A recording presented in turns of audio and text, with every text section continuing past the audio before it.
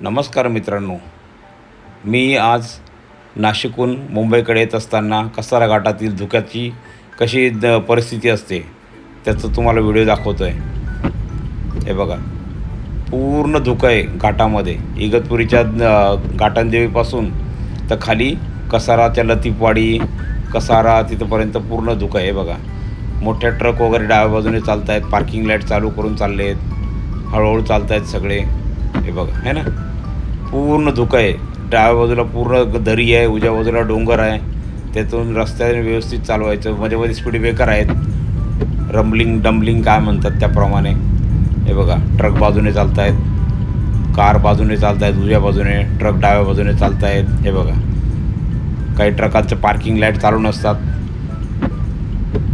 Car चालवताना या घाटामध्ये fog जर असेल किंवा धुकं जर असेल तर तेव्हा पार्किंग लाईट चालू ठेवायचे, फॉग लॅम्प चालू ठेवायचे आणि हेडलाईट पण चालू ठेवायचे.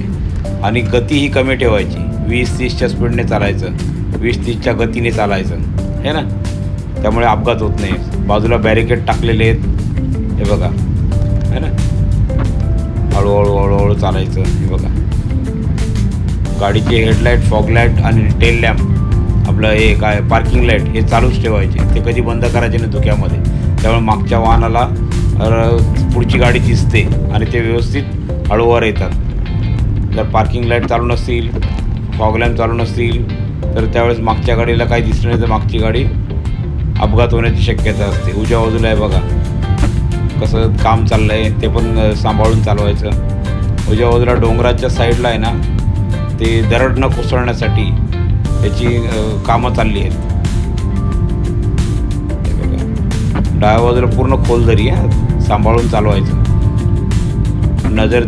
नजर हटी दुर्घटना घटी, हे वाक्य लिहिलं असतं घाटामध्ये, हायवेला, आहे ना. हे बघा, कसं पूर्ण धुकं आहे.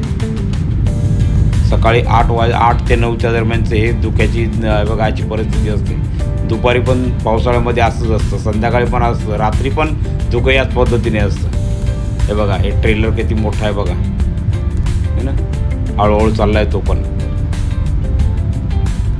समोरची कार बघा कशी पार्किंग लाईट चालू करून चालली, हळूहळू.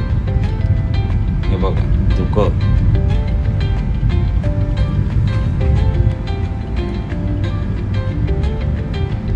या घाटातून चालताना किंवा कोणत्याही घाटातून चालताना आणि धुक्यामध्ये वाहतुकीचे नियम व्यवस्थित पाळत जा.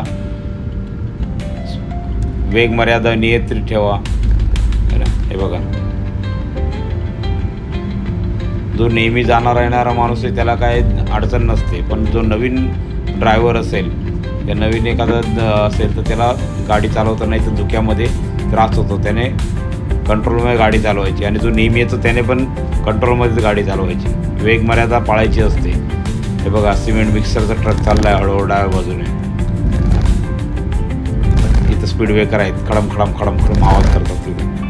डाव्या बाजूला भिंत बांधली आहे, पण ती भिंतीला जर ठोकली गेली तर डायरेक्ट तिकडे खालीच जाणार दरीमध्ये. त्यामुळे इथं वेग मर्यादा पाळायची. ती भिंत संपल्यानंतर डाव्या बाजूला एखाद्या गाडीचे ब्रेक फेल वगैरे झालेले असतील तर त्याच्यासाठी जागा दिलेली, मातीचे ढीग ठेवून लावलेले तिथं, म्हणजे ती गाडी त्या मातीच्या ढिगेत अडकून राहते. हे बघा, उजव्या बाजूला बघा कसा धबधबा मस्त चालू आहे. पण ह्या धबधब्याच्या ठिकाणी थांबायचं नाही. वरून दरड कोसळतात, दगडं येतात लूज झालेले किंवा पाण्याबरोबर वाहून येतात काही दगडं, ते डोक्यात पडू शकतात. त्यामुळे धबधब्यांखाली जायचं नाही. बघा, थोडा आता कमी धुकं झालं आहे. हळूहळू वळणाचा रस्ता आहे, एकदम हळूहळू गाडी चालवायची. हे बघा, हे ना.